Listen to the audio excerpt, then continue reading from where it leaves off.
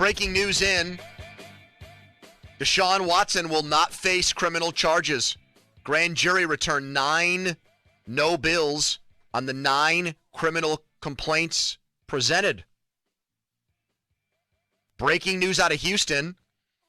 That means it's a great time for us to talk to our next guest, one of the best NFL insiders in America, former Steelers beat man, now working the national beat for ESPN. Our good friend, Jeremy Fowler, is back on 93.7 The Fan. All right, Jeremy, what do you think this means now for the Deshaun Watson trade market?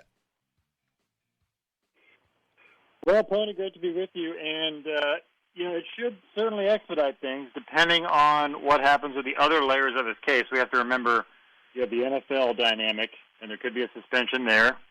You have the civil cases, which could be settled, certainly, and there's a stage or runway for that to happen now.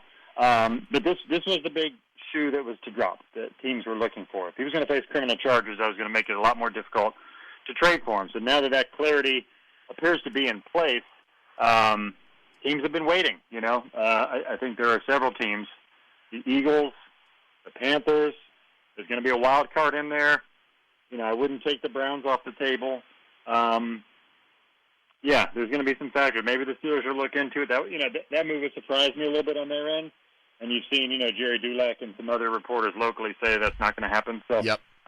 We know where he's probably getting it from, right, Jeremy?